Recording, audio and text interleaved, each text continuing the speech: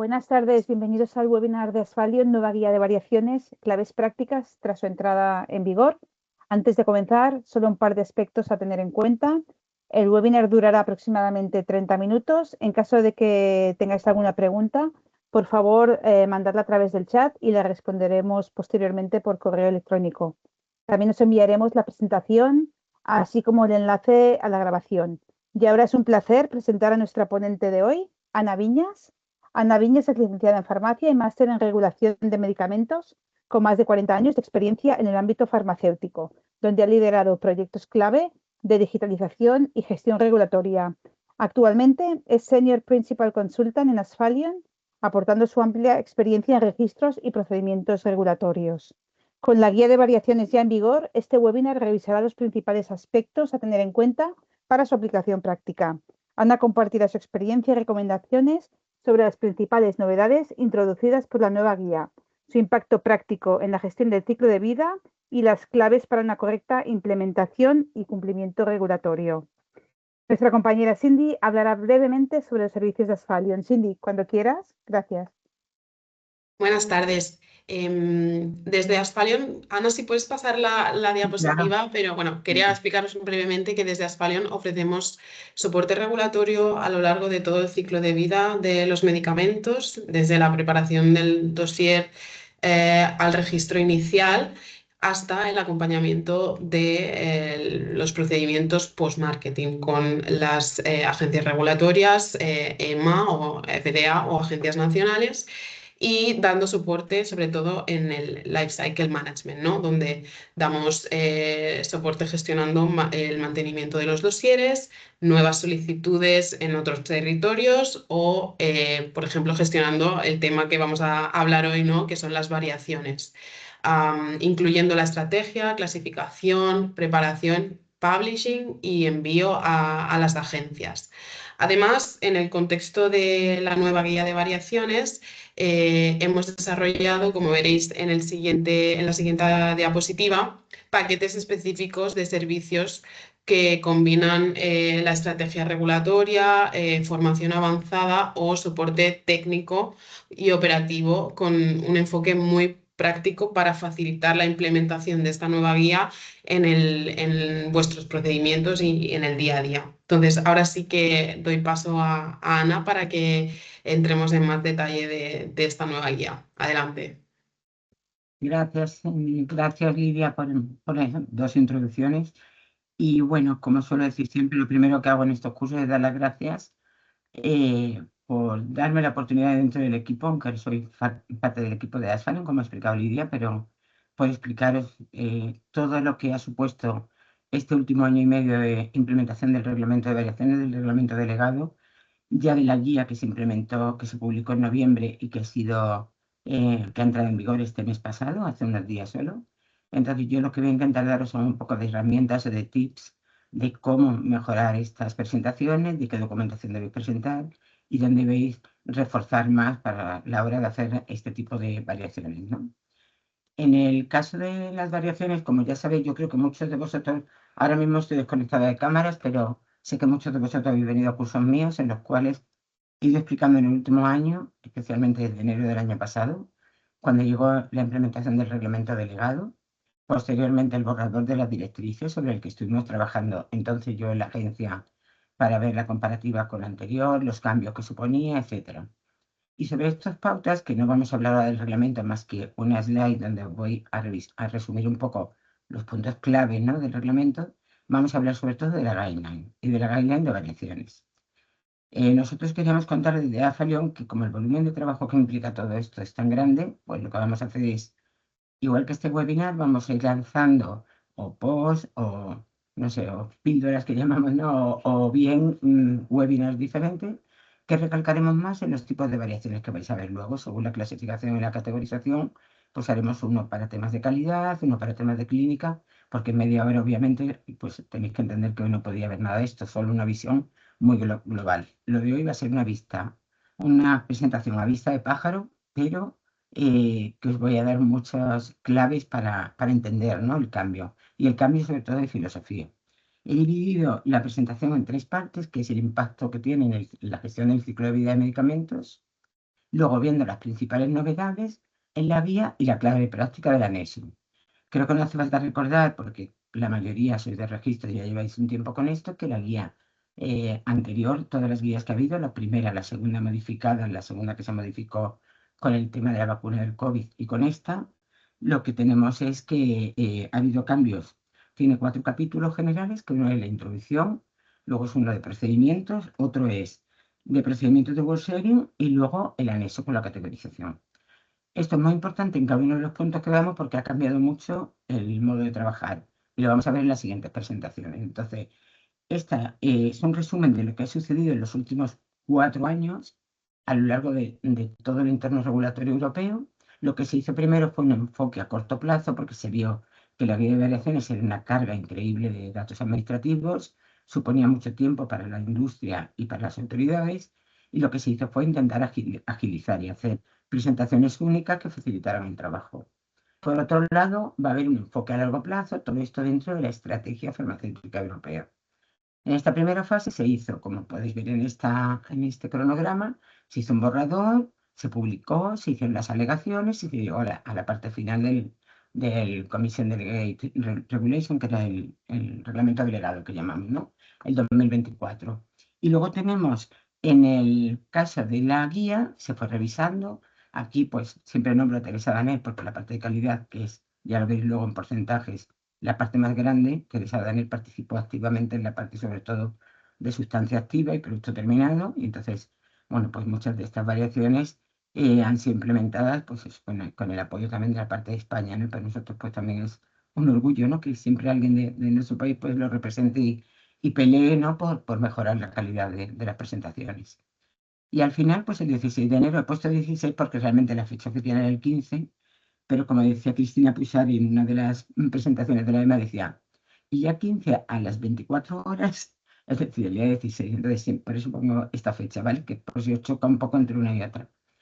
¿Qué hace estas dos guías de variaciones? Es decir, la guía y el reglamento que hacía se alinea con la estrategia farmacéutica. Entonces, todos los que estéis trabajando en todo el nuevo reglamento, la nueva directiva, sabéis que la filosofía tiende a mejorar eficiencia, a adaptarse a los progresos científicos, garantizar, como siempre, un medicamento, como siempre, calidad, seguridad y eficacia, pero que se mantengan actualizados y además que las evaluaciones no tengan retrasos innecesarios, que todos sabemos lo que es por parte de unos y de otros por los retrasos que se producen. Entonces, en este caso, pues lo que se hace con esta estrategia es este tema. Para mí, ¿qué es más importante del progreso científico? Pues conocer bien los planes de gestión de riesgo de tu propio producto. Conocer bien los planes de control de tu gestión de vida de tu medicamento. Tú presentas primero con tu autorización un plan, un PLM, y luego ya lo que haces es ir haciendo actualizaciones dentro de un marco que ya está autorizado por las autoridades.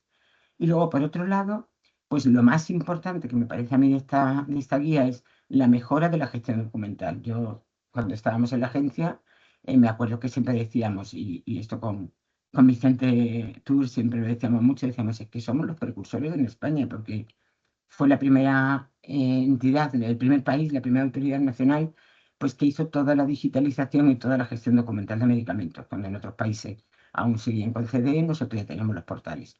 ¿Por qué es importante la gestión documental? Pues porque todo lo que habéis oído hablar, sobre todo en data y en digitalización, ¿no? Toda la digitalización de la información lo que va a conseguir es un intercambio entre las autoridades sanitarias, incluso entre los solicitantes, para que haya una mayor flexibilidad de movimiento entre un Estado miembro y otro y no haya, por ejemplo, temas de desabastecimientos, etc. Entonces, por eso es muy importante que en esta guía también la digitalización. Y aquí os resumo las dos, el nombre que tiene y dónde las podéis encontrar, que son el reglamento y las guías. Y os cuento un poco en esto, y os he dicho que voy a hacer solo un slide, ¿no? Que era ventajas para la industria y para las autoridades. ¿Qué tenía el reglamento? Se hizo un documento primero donde la Comisión, la EMA, los Estados miembros, los stakeholders, participaron para hacer este reglamento. Entonces lo que se hizo fue, queremos un procedimiento más rápido para cambios de bajo riesgo, véase variaciones no hay. Queremos procedimientos más claros y queremos agrupar cómo se puede agrupar, cuándo y cómo.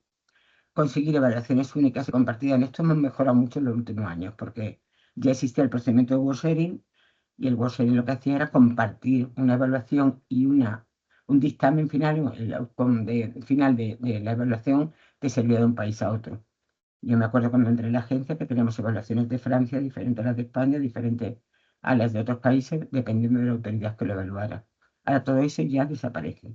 Y luego, volviendo a lo mismo, que ya sabéis que después de la calidad, mi segundo tema es siempre el entorno digital, pues trabajar siempre en este entorno digital. ¿Cómo se resumió esto en el reglamento?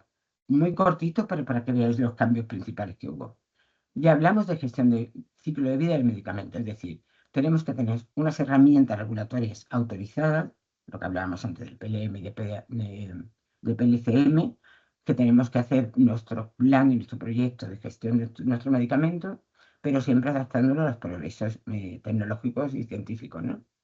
Se amplía el concepto de agrupación. ¿Os acordáis que antes era, por un lado, queréis hacer un cambio de un nombre de un fabricante, de un titular? En España iba de una manera, en Europa iba de otra manera. Ahora se puede hacer y se puede conjugar en una superagrupación, se puede hacer variaciones de distintos procedimientos para distintos medicamentos de distintos Estados miembros, como vamos a ver luego. Se implementó el informe anual, que nos ha traído dolores de cabeza a todas las partes implicadas, porque el informe anual al final es lo más fácil. O sea, porque tú tienes una serie de variaciones que no tienes que tener la autorización, sino el famoso Duantel y el Telandú que hablábamos ya en el año 2008. Tú tienes tus notificaciones al final del plazo que te dan, que va de 9 meses a 12. Tú coges y comunicas con una autorización anual, con un informe anual. Y luego está el tema del work sharing obligatorio. Antes era opcional, dependía un poco, a mí no me interesa, lo voy a hacer, bueno, pues ahora no. Ahora depende, tienen que pedirlo y los países se les ha pedido encarecidamente, que habrá algún caso excepcional, se ha pedido encarecidamente que tienen que aceptar el work sharing, ¿vale? Podría darse un caso en que pidieran un segundo work sharing a otro país, pero lo normal es que lo tengan que aceptar. ¿Por qué hablamos del acceso a la innovación? Porque para mí la innovación fue, o sea, los que trabajamos entonces en este mundo, en la agencia, cuando hacíamos todo el tema de vacunas y lo que pasó con el COVID, fue un antes y un después, por lo menos en mi manera de trabajar en la industria durante años. Porque de pronto nos encontramos que teníamos un desabastecimiento de temas tan elementales como podía ser una hidrocortisona o podía ser un paracetamol. Entonces, ante situaciones de emergencia sanitaria, toda Europa, que por una vez estamos todos en el mismo barco, ¿no?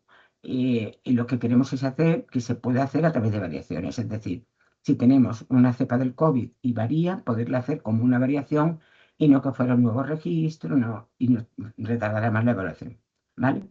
Después está, todo esto va a estar muy ligado en un futuro con la estrategia farmacéutica, el nuevo reglamento y la directiva. Por eso es un concepto que os tenéis que ir quedando, ¿vale? Se reconoce ya los productos combinados con un producto sanitario, es decir, tú puedes tener un producto sanitario que antes no se le pedía nada, prácticamente un mercado CE. Ahora hay variaciones específicas que luego vamos a ver en otra presentación que vamos a hacer, vamos a explicar más tarde. Y todo lo que es productos a base de plantas, pues también se ha introducido ya específicamente. Antes era un poco de aquella manera y ahora ya está todo legalizado y estandarizado cómo hacer los cambios de las plantas. Con esto tenemos niveles de medicamentos seguros, eficaces y con protección de la salud. Y también se plantearon grandes cambios en la categorización, que vamos a ver ahora, ¿vale? ¿Cuál sería el impacto que tuvo? El punto A sería, ¿qué impacto ha tenido el ciclo de vida del medicamento? Bueno, pues aquí yo ya cuento que esto es un cambio de paradigma. Es decir, nosotros estábamos, antes decíamos, uy, tengo que introducir un C nuevo. Uy, el fabricante me ha dado un SMF nuevo. No pensábamos como en un ente, o como en un ciclo de vida de un medicamento como un ser vivo. Pensábamos, tengo mi autorización, voy haciendo variaciones, me las aprobarán, no me las aprobarán, tardaré un tiempo. Ahora no. Ahora hay que cumplir una serie de plazos, hay que cumplirlos por todas las partes, es decir, tanto por la industria y los solicitantes como por las autoridades.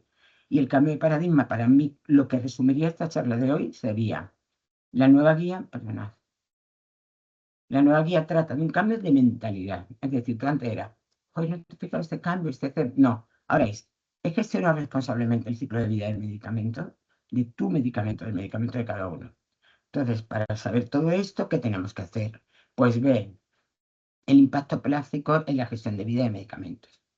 Esto de aquí ahora os contaré lo que es, porque voy a ir un poco hacia adelante y hacia atrás, pero lo que se hizo con las novedades de la guideline, perdonad, pues lo he resumido en estos puntos aquí. O sea, en algunos voy muy rápido y en otros menos, pero es un poco lo que iré diciendo ya. ¿Qué hizo la guía? Vamos a hacer todo que sea mucho más rápido y mucho más llevadero. Pues lo que tenemos que hacer es incluir ya las variaciones de la recomendación del artículo 5. Se han incluido. Tenemos que actualizar más frecuentemente las directrices. A ver, esto ya lo dice la guía de antes. Ahora lo indican ya como algo obligatorio. Yo no sé si veremos que cada año se van a ir actualizando, pero esta es la filosofía. Se ha categorizado de otra forma, se han degradado variaciones de tipo 2 a 1B y de 1B a A. El que una variación 1B pasa a 1A, pues supone otra reducción de toda la carga administrativa. Hablamos ya de los convasados, que hemos hablado antes de los productos sanitarios. Hacemos ahora, como he dicho en el supergrupo, que muchos Estados miembros tengan la misma variación de la misma forma. Tenemos las plantas, tenemos el ciclo de vida y la otra segunda parte es un marco más flexible, lo que hablábamos antes también, la introducción de las vacunas. Muy importante esto, y esto lo tenéis que leer muy bien. Actualización de variaciones de sustancia activa a SMFC. Aquí ya me voy a adelantar un poco a la categorización y hay algo muy importante. Ahora es tanto responsabilidad del holder como del titular del medicamento tener las especificaciones actualizadas, a los proveedores que tienen actualizados, las declaraciones de las personas cualificadas actualizadas, porque antes era un poco, bueno, el fabricante no me ha avisado, bueno, es que el jugador no me avisó. Es responsabilidad de ambas partes. Y ambas partes tienen que tener la declaración hecha para cada uno de los cambios, ¿vale? Y he marcado en amarillo las dos que me parecen, bueno, aquí como veis, todo lo de plataformas electrónicas, todo lo de los envíos digitales, que no es el ámbito de esta reunión, que si no podría hablar otra hora, pero no vamos a hacerlo. Y entonces son estos dos puntos. Y es la referencia a la lista de medicamentos críticos, que como sabéis tienen que ser medicamentos que la EMA está dando unos plazos, el último se ha prorrogado hasta junio para los medicamentos críticos que se van a presentar de aquí a junio, luego los no críticos hasta final de año. Y en cada uno de ellos, los primeros hay que introducir organizaciones y también los formatos, y los segundos son organizaciones, con lo cual ya estamos ligando también con OMS, ¿vale? Y en esta parte de aquí, pues las herramientas regulatorias que os he dicho antes, el PAN y el PLCM, que es el Post Approval Chain Management Protocol y el Product Life Cycle Management, ¿vale? Estos dos temas tenéis que saberlo, porque además esta es la base de la ICHQ12, que ya está prácticamente en su último borrador, ¿vale? Y pasamos ya al capítulo de lo que es la guía, ¿no? La guía cómo está clasificada, que hemos dicho antes, que teníamos una introducción, procedimiento para el tratamiento de las variaciones, procedimiento relativo a la división de trabajo, lo que llamamos work sharing, y el anexo.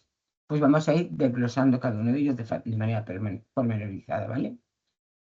¿Qué es lo más importante que ha supuesto esta guía? Bueno, pues ha supuesto cambiar el tipo de variaciones. No, se queda igual. Lo único que las restricciones urgentes de seguridad dejan bien clara que tienen que ser súper rápidas y autorización inmediata, ¿vale? Tenemos orientación en materia de procedimiento para el tratamiento de modificaciones, que esto ya nos cambia, porque nos cambia el tipo de entregar esas solicitudes. En cuanto a la división de trabajo, también nos cambia, porque introduce temas nacionales, temas de grupos que se pueden hacer, workshops que se pueden hacer combinados, y lo más importante, el anexo. Que os preguntaréis, ¿por qué han cambiado estas letras? Pues no lo sé. Esa es la respuesta, pero el cambio supuso, bueno, la Q todavía tiene una lógica, bueno, se decidió cambiar la clasificación. Esta clasificación hasta noviembre no ha sido la definitiva, con lo cual a partir de ahora nos tenemos que acostumbrar a qué equivalencia hay entre la A de antes con la I de ahora, la B de antes con la Q de ahora, etc. ¿Qué significa que hayan cambiado los procedimientos aquí, ¿vale? Bueno, pues significa que podemos hacer un annual update, ¿vale? Que sería obligatorio hacer el annual update, menos en los casos que dicen en el capítulo 6, que son excepciones, ya sabéis que es porque tengas que entregar una independiente, porque tengas que hacer un CPP, porque hayas tenido un rechazo de un grupo y te dicen que la presentes por separado, etc. Diferencias que hay, van a ser variaciones menores de una autorización de comercialización. Cuando hablo de autorización, hablo de autorización global, que es lo que significaba el Acquis comunitario, es decir, todas las dosis y formas farmacéuticas de este medicamento, de esta autorización. El procedimiento va a ser el mismo. Las variaciones pueden ser o puramente nacionales o europeas, pero no combinadas. Es decir, va a ser un solo medicamento, todas sus actualizaciones. Puede que tenga una, puede que no tenga ninguna, o puede que tenga 10, depende de cada caso. En este caso serán varios cambios no relacionados que no tienen ninguna relación, pero que se hacen en una única notificación. ¿Qué tenemos con esto? Pues un ahorro increíble. Esto antes eran N solicitudes que había que gestionar, cargar, rechazar o autorizar, etc. ¿Cuándo se pueden implementar? Pues o entre los 9 y los 12 meses después de la primera implementación. Y la autoridad evaluadora será la National Competent Authority, ¿vale? ¿Cuál es el segundo caso? El supergrupo. Bueno, no os olvidéis que aparte de esto existe lo que ya existía, es decir, vosotros podéis seguir haciendo un grupo de variaciones. Me invento un cambio de un fabricante que lleve implícito varios cambios, puede ser cambio de tipo 2 o 1B y después puede llevar concatenadas variaciones 1B o variaciones 1A. Este grupo sigue existiendo. Luego está el supergrupo, que no es obligatorio, pero que es altamente recomendable, que son variaciones de distintas autorizaciones. Si tenemos varios procedimientos en Europa, tengo mi medicamento en España por procedimiento nacional, luego tengo este otro medicamento por procedimiento europeo y este por reconocimiento mutuo y otro por descentralizado, los varios cambios que no están relacionados e idénticos aplican a todas las autorizaciones. En este caso se requiere la carta de intenciones, la letter of intent, que te dicen las BPGs. ¿Por qué? Porque tú tienes que pedir que Estado miembro va a ser el que va a dar el número a ese procedimiento, ¿vale? En el formulario lo han hecho más fácil porque han puesto que en la sección 1 viene la posibilidad de elegir supergrupo y luego la autoridad evaluadora va a ser el Estado miembro de referencia que haya liderado el líder que hayan elegido para este supergrupo. Normalmente suele ser el que más haya trabajado con ese medicamento de todo el grupo, claro. Y luego tenemos el goal setting, que sí, que es obligatorio. Pero ¿cuál es la diferencia ahora? Antes no era obligatorio, ahora ha pasado a serlo. ¿Qué tipo de goal setting podemos tener? Porque esta es una pregunta que suele hacer mucho las compañías. Los goal setting pueden ser europeos, nacionales, mixtos o mixtos con solo centralizado y nacional. La diferencia es que vamos a tener, si tenemos uno que lleva un centralizado, la autoridad de referencia siempre será la misma. En los otros casos tiene que ser una que se haya pedido que actúe como líder, ¿vale? Se requiere la declaración interna como antes, se marca en la casilla de declaración, en el formulario de variaciones, word sharing, pero además, muy importante, para que las autoridades lo sepan, aunque podrían saberlo introduciéndose en las bases de datos, para que las autoridades lo sepan, estas declaraciones pueden hacer que están diciendo que hay varios medicamentos autorizados a la vez con esta misma variación y entonces tienen la evaluación ya para poderla compartir, ¿vale? Y la autoridad evaluadora será el estado de referencia. Cuando os he puesto aquí esto antes de la web de Asphalion y del CMDH, si nos vamos para atrás, voy a ir rápido porque aquí tenemos este link. Cuando ya tenía la presentación hecha la semana pasada, el CMDH no lo ha publicado oficialmente, o sea, oficialmente de manera visual, sino que la press release, podéis mirar la de la fecha 4 de febrero.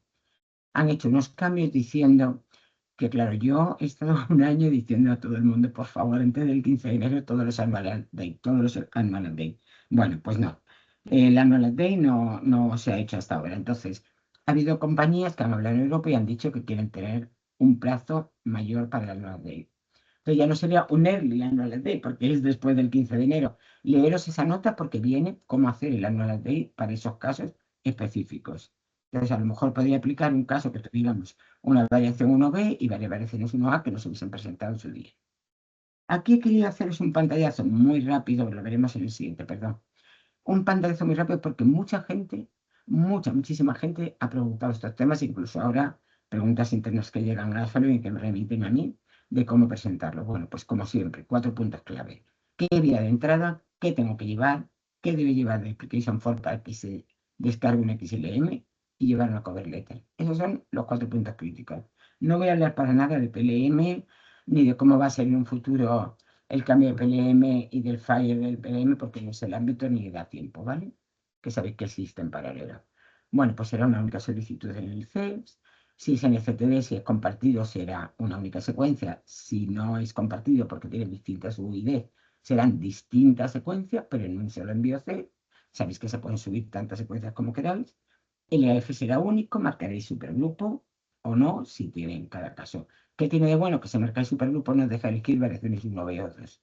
Y si lo hacéis a la inversa, tampoco te deja elegir solo 1A o 1A. Entonces es más listo de lo que parece, ¿vale? Y estos serían unos tips que tenéis que tener como en todas mis charlas de hace mucho tiempo decía yo, esto es la mesita de noche. Pues esto tenerlo en la mesita de noche, que viene bien tenerlo. Y aquí veis que ya en la versión 1.28, que es la que he empezado ahora en enero, ya vienen clasificadas las variaciones como con letras nuevas. No sé por qué viene aquí C, luego E, no lo sé, pero se lo han volcado diferente, ¿vale? Y estas serían cómo irían. ¿Y qué es lo importante ahora? Pues cómo ha cambiado cada una de las letras de los grupos de la guideline, ¿no? Del anexo de la guideline, perdón. Tenemos los cambios administrativos, de calidad, como siempre. Solo cambia la letra. Y he hecho 4 puntos que para mí son los key points, que son los claves para estas presentaciones. Tenéis que leeros bien el anexo porque hay 4 o 5 conceptos, pero clarísimos, en el que las compañías suelen fallar y hay que tenerlo muy claro. Luego diferencian los tipos de cambio en administrativos, técnicos, de seguridad de calidad. Han incorporado muchísimos artículos 5 y luego vamos a ver cómo hemos hecho las variaciones por capítulo el estudio que he hecho, ¿vale? O que hemos hecho para hacerlo más fácil, ¿no? Es decir, vamos a hacer un estudio detallado para identificar en cada uno de ellos los requisitos de calidad o la documentación a presentar. ¿Qué tenemos primero? Pues en la introducción del anexo hay muchísimos puntos clave. Yo he intentado hacer aquí los más importantes porque creo que tenéis que tenerlos siempre en cuenta. Muchas veces surge la duda de decir, si la guía dice cambio, ¿qué quiere decir? Bueno, pues si la guía dice cambio y no especifica específicamente que un cambio es un cambio en el expediente, tal, me he saltado el último punto, perdona. Significa adición, sustitución o supresión, a menos que se indique otra cosa, ¿vale? Luego, tener bien claro lo que significa método de ensayo, procedimiento analítico y límites. Tendremos en todas partes los criterios de aceptación, el atributo de especificaciones, etc. Después, en el caso de que se produzca, esto es muy importante y esta es nueva, y esto es un poco aprendido de las lecciones aprendidas de los nitrosamines. Es decir, si queremos hacer un cambio en la indicación terapéutica y hay que cambiar la posología, la dosis máxima diaria de ese medicamento va a cambiar, con lo cual la dosis máxima de la impureza genotóxica puede aumentar. Entonces hay que hacer un plan de gestión de riesgo y tiene que llevar una parte de calidad. Nunca va a poder ir una nueva indicación terapéutica sin la documentación correspondiente relativa a la calidad. Esto es muy importante porque esto no se hacía nunca antes. También en el caso de las monografías de la farmacopea europea, cuando hagáis referencia, siempre será para sustancia activa. No se pueden hacer referencia a la monografía de producto terminado porque cada fabricante tiene su know-how de cómo efectuar cada uno, ¿no? Pero los cambios más importantes que va a haber en la guía van a ser tipificación, condiciones y documentación a presentar. Me parecía importante, de hecho, porque yo me he hecho bastantes estudios y bastante análisis de qué es lo que ha cambiado y qué es lo que no, ¿no? Entonces, sí quería dejaros claro que como hemos tendido a hacer variaciones, vamos a llevarlas menores y dejar como mayores las que son realmente que necesiten una gran evaluación y un gran consenso entre los Estados miembros para utilizar una nueva indicación o lo que proceda, pues deciros un poco en números cómo ha supuesto el cambio en la guía. ¿Qué significa esto? Pues ya llevamos muchos años diciendo que la guía debe funcionar en un balance beneficio-riesgo, ¿no? Bueno, pues vamos de todas las variaciones menores que tienen un impacto mínimo a las mayores. ¿Qué significa esto? Que todas estas van a ir en supergrupos y en anual day y van a ser, lo bien, automáticamente autorizados. No lo hago bien, me lo rechazan y lo vuelvo a presentar, pero va a ser así, automático. Y tiene que ser así porque sí vamos a disminuir la carga administrativa, ¿vale? ¿Qué hemos hecho aquí? Bueno, ¿qué he hecho aquí en esta? He separado un poco, aunque no están todas, ¿eh? Lo que eran antes el artículo 5, porque la idea es que todos los artículos 5 que procedan se han introducido ya categorizados. ¿Qué diferencia podéis contar? Que hay algunos que son muy específicos que no están introducidos. ¿Por qué? Porque son demasiado específicos para algún titular que ha hecho una pregunta al CMDH. ¿Cuáles me parecen importantes? Bueno, el holding time, que toda la vida estábamos discutiendo que era un Z, pues ahora pasa, ya está categorizado. Y me parece muy importante esta, porque antes teníamos que todo lo que era un cambio en el PRAP, pero que no llevara traducciones, pasaba a ser una 1B y se llamaba C1-Z. Ya no existe el 1, porque ya no existe veterinaria dentro de esta guía, con lo cual los 1 han desaparecido en la letra C. Sería una C3B. Y sin embargo, antes era Z. Ahora se ha introducido aquí que cuando no hay traducciones pasa a ser directamente una B. ¿Os acordáis que también hay todavía compañías que no tienen hecho el test de elegibilidad, el Target Pattern Group, pues este que hacemos? Bueno, pues en este caso, antes teníamos una variación C1Z que internamente las agencias la clasificaban como consideraron. En nuestro caso era una C1Z7, quiero recordar. Bueno, pues ahora tiene una categorización exacta, ¿vale? Que es la C11. Y estas son por las que hemos cambiado. He intentado hacer un poco de estadística aquí para que veáis en cada caso cómo han cambiado cada uno de ellos y las variaciones que hay totales. Y aquí tenéis, veis el cambio fundamental en calidad. Teníamos una cantidad, bueno, increíble de variaciones, que pueden ser de tipo 1A, tipo 1A, tipo 1B o tipo 2. Pero todo esto es calidad. Y tenéis que tenerlo en cuenta porque la calidad debe llevar prácticamente todas las que sean 2 y 1B, deben llevar una evaluación. ¿Y esto qué haríamos? Pues como son 1A y 1A, lo haríamos o bien por Annual Day o como hemos dicho antes, por un supergrupo. Bueno, pues aquí viene lo que teníamos más ganas de presentaros y que os va a facilitar la vida a todos. A ver, y cuando se hizo la comparativa de variaciones en la agencia, yo lo que hice en su día fue trabajar en inglés sobre lo que había entonces, luego había cambiado, algunos conceptos han cambiado y ya quedó. Ahora creo que lo han publicado en la página web de la agencia, pero no está fácilmente localizable, ni está en EFE, ni... Entonces, bueno, pues nosotros estuvimos viendo internamente que nos parecía que lo mejor era hacer una comparativa con todos los datos que teníamos. Entonces, si tenemos la comparativa de variaciones, aquí hay un link donde podemos ir, pero para hacerlo más fácil, si no os importa, voy a ir a abrirlo aquí, ¿vale? Creo que lo teníamos abierto aquí abajo. Un segundo. Perdonad, porque esto tenemos que hacer las dos cosas a la vez. Vamos a ver, dejo de compartir una. Y teníamos... sí, sin problema. Vale. Si quieres lo abres tú, Lidia, y yo voy contando en cada uno de ellos. ¿Puedes tú? Y es más fácil. O tú, Cindy, como queráis. Sí, Vale, si ya lo quieres. tengo aquí. Ya, Lo tengo, sí. perdonad. Vale, ¿Lo vale, veis perfecto. ahora? ¿Lo veis? De momento no. Vale. Mira que hemos hecho pruebas, pero nada. Tiene que pasar todo en directo a última hora. Compartir en directo, me he dicho aquí, aquí. Perdonad, vale. Es que queremos que lo veáis con casos prácticos porque merece la pena, porque creo que ha quedado... Ahora perfecto, Ana, se ve perfecto. Gracias. Gracias. Le doy la enhorabuena al equipo de informática porque, o sea, con los conceptos que ha habido, lo han hecho, o sea, chapó para ellos. Yo siempre estoy rodeada de buenos informáticos, no sé cómo me las arreglo. Bueno, pues aquí vais a tener la posibilidad de ver todas las variaciones antiguas a qué equivalen ahora. Podemos hacerlo. Vamos a empezar por la primera, ¿vale? Vemos que antes era el cambio de dirección del titular de autorización. Bueno, pues ahora el nombre del medicamento, ¿vale? Y esta pasa a ser una A4. Y así vamos a ir, ¿os acordáis que antes la 1 era esto? Bueno, pues ahora es no solo del marketing authorization, sino de todos los intermediarios de los bancos de células, etcétera. ¿Y cómo se llama? Aquí vuestro compañero ha puesto todo el cambio que es. Y además os puede llevar a la guía. Que esto está muy bien porque vas a la guía y podéis buscar. Aquí no la tenéis que tener ni en otra carpeta abierta ni nada por el estilo. ¿Vale? Y ahora vamos a ver qué podéis hacer aquí en cada una de ellas. Nos vamos aquí y decimos, tenemos todos los estatus de todas las variaciones, pero quiero ver cuáles son las nuevas, por ejemplo. Pues las tenéis aquí todas. Todas estas variaciones son nuevas. Los que han ido a reuniones y a formaciones de variaciones con Teresa Banner, con Rosa Virto y conmigo, acordaros que todas estas las comentaban como nuevas. ¿Por qué es importante estas nuevas? Y las remarco aquí. Porque aquí ya tenemos todos los protocolos de gestión de cambio. ¿Veis? Todas estas son nuevas. Todas las que llevan productos sanitarios son nuevas. Todas las que son de plantas son nuevas. Todas las que llevan una indicación nueva de vacuna son nuevas. Y tenéis aquí todas, ¿vale? Después digo, bueno, pues no quiero ver las nuevas, quiero ver cuáles han cambiado o qué categoría tengo de cada una de ellas. Quiero ver de calidad, cuántas hay nuevas, lo podéis ver aquí, jugar con cada uno de ellos. Todos los tipos de variaciones y aquí podéis hacerlo por búsqueda en campo libre. Por ejemplo, como hemos dicho antes, el holding time, ¿vale?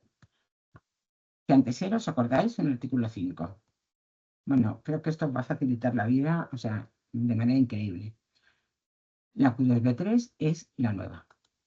¿Por qué es nueva? Porque antes era un artículo 5 y ahora se ha incluido. Y ya habla aquí de cuál es el cambio. Y en la guía ya viene incluida. Como es una tipo 1B, ya os va a decir la documentación que debéis presentar. Acordaos que hay documentación en condiciones, sino en todos los casos la misma. Es decir, en las condiciones que deben cumplir para ser 1B o no serlo. Si queremos poner aquí Herbal, por ejemplo, que es nuevo también, pues decimos, vamos a buscar, perdona que no he borrado, todas las variaciones que sean específicas para plantas. Pues nos salen todas estas. 4 nuevas y una actualizada. ¿Por qué? Porque antes en esta teníamos que era para todas las sustancias activas, intermedias, etcétera, pero no teníamos para plantas y ahora está incluido, ¿vale?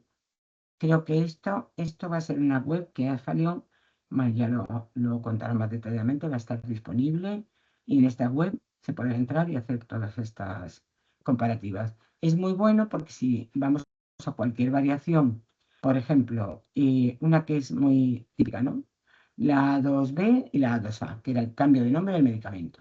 Pues aquí tenéis que la A2A es la que es para los centralizados, la A2B es la que es para uno nacional, pues esta es la que hacéis hasta ahora. Es decir, todas las que antes eran A2, ahora serán E1B, ¿vale? La GAIN está aquí, según la GAIN es 1B, y aquí tenéis el link a la GAIN. Aquí tenemos la GAIN antigua, que es la del 2013, y aquí la de ahora. Y podéis hacer la comparativa. Creo que esta comparativa ha superado todas las expectativas que yo tenía, y estoy encantada, la verdad. Y creo que os va a venir a todos súper bien. Así que vamos a seguir con la charla porque ya nos estamos pasando, pero creo que merece la pena este pequeño inciso, ¿vale? Porque me parecía importante. Y bueno, porque se ha trabajado mucho en ello, todo el equipo de informática, de marketing, de todos han estado con este tema y bueno, me parecía, como diría mi nieta, chuli chuli. Y bueno, pues ya hemos visto aquí que tenéis la aplicación, se va a llamar Spamapper, ¿vale? Lo antiguo y lo nuevo. Y os va a ayudar muchísimo a ver cómo hacer, a cómo elegir la categorización y por supuesto cómo elegir el procedimiento, es la que os he hecho antes de cómo hacer, si es un supergrupo, un grupo o un sharing, ¿vale? Y ya pues quería hacer unas pequeñas conclusiones, me hubiese encantado seguir hablando muchas horas, primero no tengo mucha capacidad, segundo pues un webinar tiene que ser una cosa muy concisa, pero con conceptos claros para que salgáis de aquí pensando que va a ser fácil, que va a ser fácil para todos, pero me voy a permitir, cada compañía va a trabajar como quiera, pero yo, desde el punto de vista de haber trabajado en compañía y saber trabajar en la agencia, voy a hacer aquí un poco de resumen de lo que yo recomendaría hacer a las compañías, ¿vale? Que sería lo siguiente. Perdona, es que no lo he puesto en forma de...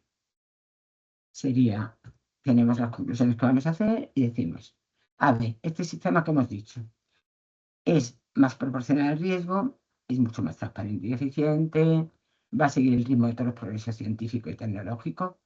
Por ejemplo, no he puesto en el buscador de antes alguna de estabilidad, que es la que siempre preguntáis, pero hace poco se ha aprobado una guía de estabilidades para variaciones que os aconsejo encarecidamente que la leáis, porque habéis hablado de los lotes que debéis presentar, si son tamaño piloto, semi-industrial, etc. Y esta la debéis seguir. Seguid también mucho la guía de la declaración de la persona cualificada, ¿vale? Estos son consejos que os doy. Y lo que vamos a hacer con esto es reducir, ¿no?, la carga administrativa. ¿Qué acciones daría yo si alguien me preguntara de una compañía? O si estoy con alguna de mis compañeras de Asphalion y me piden que vaya a hablar con algún laboratorio que queráis ser clientes o que ya seáis clientes, yo os diría, tenéis que adoptar todos los procedimientos, cambiar todos los tipos de formularios antiguos por los nuevos, hacer los protocolos actualizados y, por supuesto, ver dentro de todo el portfolio que tenéis cómo vais a hacerlo. Es decir, ahora funciona muchísimo el concepto de estrategia regulatoria. Pero para esto, ¿qué hay que hacer? Implicar a todos los equipos. Yo pongo regulación y calidad, pero tenéis que implicar también al departamento de compras de materiales o al homóloga proveedores, porque si no tenéis un proveedor que tenga una documentación que cumpla todo lo que debe cumplir, que la declaración de la persona cualificada no esté correcta, no os va a valer para nada. Y si os digo dos consejos y ya voy a terminar, de verdad, lo prometo. Los dos consejos son: tener mucha previsión, porque todo esto que estáis haciendo y que en un futuro habrá que hacer por PLM, por PMS, con OMS, con todos los conceptos de ISO de IMP, cuando pidáis algo que os cambie a la EMA, os puede tardar semanas, con lo cual no podéis presentar la variación hasta que no tengáis estos datos, no tengáis OMS, dado de alta en SPOR, etc. Entonces, tiene que haber un departamento dentro del registro o un subgrupo muy estratégico y con mucha vista a futuro. Y por supuesto, sí que os recomiendo todo porque yo llevo como un año, ya me estoy aprendiendo muchas de memoria, pero todavía la nueva categorización y los nuevos procedimientos.